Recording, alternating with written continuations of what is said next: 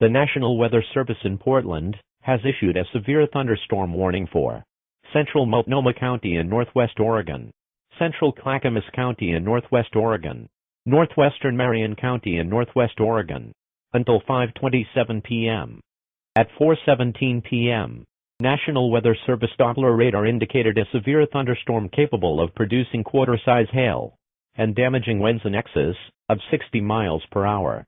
This storm was located over central Multnomah County and is moving southwest at 60 miles per hour. This is a dangerous storm. If you are in its path, prepare immediately for damaging winds, excessive hail, and deadly cloud-to-ground lightning. People outside should move to a shelter, preferably inside a strong building, but away from windows.